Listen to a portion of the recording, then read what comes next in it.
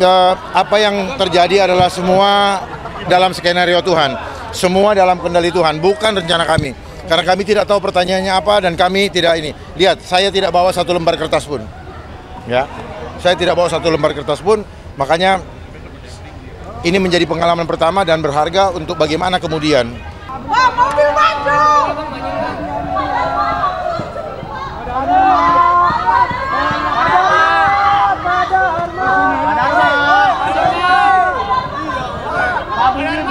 Tanpa bundar Pak,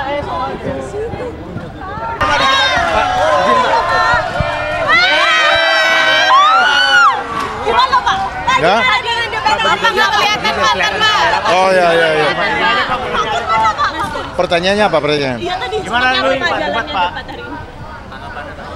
Apa yang terjadi adalah semua dalam skenario Tuhan, semua dalam kendali Tuhan, bukan rencana kami.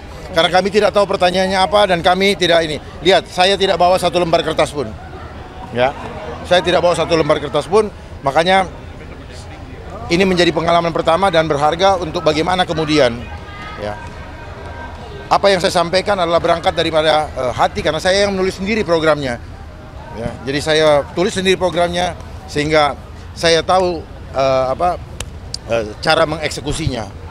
Bukan retorika, bukan teori. Bapak tadi terkait adab, Pak. Ini apa sih Pak poin yang ingin disampaikan sebetulnya? Adab adalah fondasi untuk menjadikan Jakarta menjadi kota global yang sejati.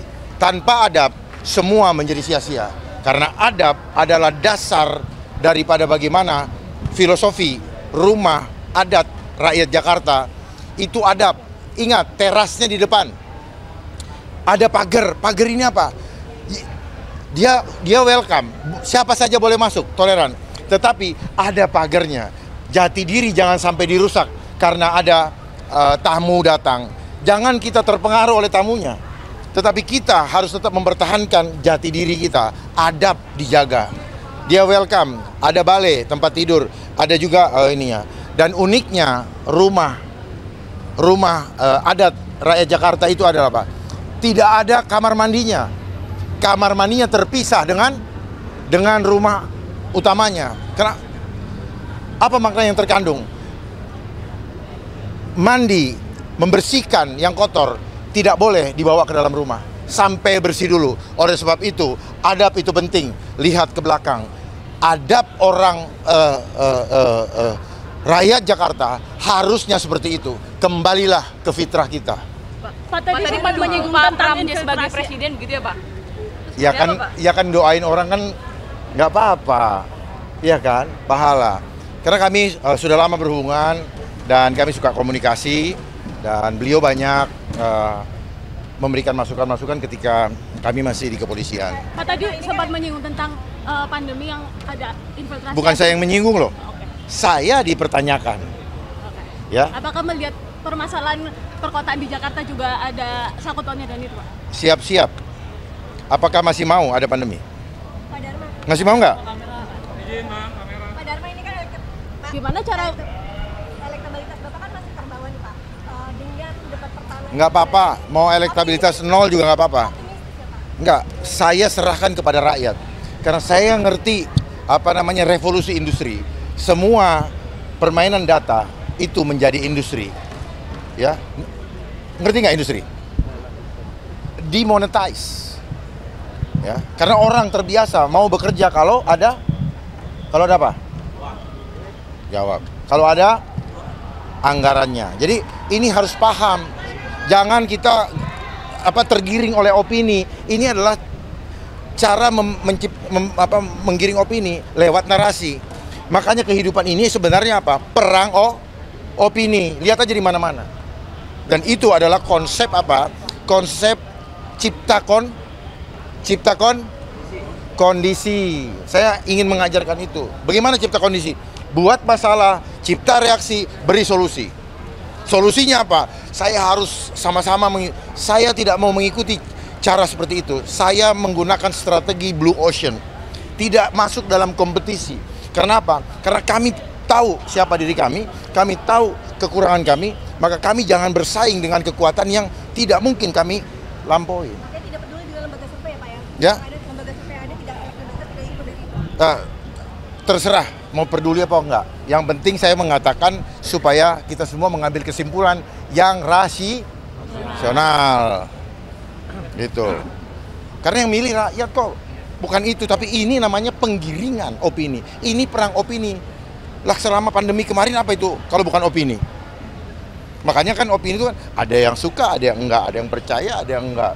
Ya, saya mah percaya Tuhan. Enggak ada itu apa di Undang-Undang Dasar 45 tuh apa namanya sebagai bagian dari kepercayaan. Hanya 5 betul?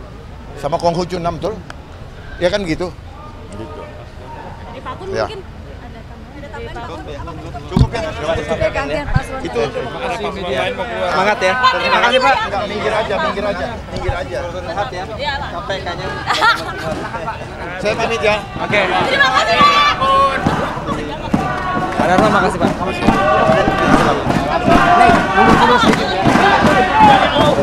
Dan beliau banyak memberikan masukan-masukan ketika kami masih di kepolisian. Pak tadi sempat menyinggung tentang pandemi yang ada infiltrasi. Bukan saya yang menyinggung loh. Oke. Saya dipertanyakan. Oke. Ya, Apakah melihat permasalahan perkotaan di Jakarta juga ada sangkutannya dan itu, Pak? siap-siap. Apakah masih mau ada pandemi? Pak Dharma. Masih mau nggak? Pak Dharma ini kan gimana cara elektabilitas Bapak kan masih terbawa nih, Pak. Dengan debat pertama. Nggak apa-apa. Mau elektabilitas 0 juga nggak apa-apa. Nggak. Saya serahkan kepada rakyat. Karena saya ngerti apa namanya revolusi industri. Semua permainan data itu menjadi industri. Ya, ngerti nggak industri? Demonetize. Ya, karena orang terbiasa mau bekerja kalau ada apa? Jawab. Kalau ada anggarannya. Jadi ini harus paham. Jangan kita tergiring oleh opini. Ini adalah cara menggiring opini lewat narasi. Makanya kehidupan ini sebenarnya apa? Perang opini. Lihat aja di mana-mana. Dan itu adalah konsep apa? Konsep ciptakan kondisi. Saya ingin mengajarkan itu. Bagaimana cipta kondisi? Buat masalah, cipta reaksi, beri solusi. Solusinya apa? Saya harus sama-sama saya tidak mau mengikuti cara seperti itu. Saya menggunakan strategi blue ocean. Tidak masuk dalam kompetisi.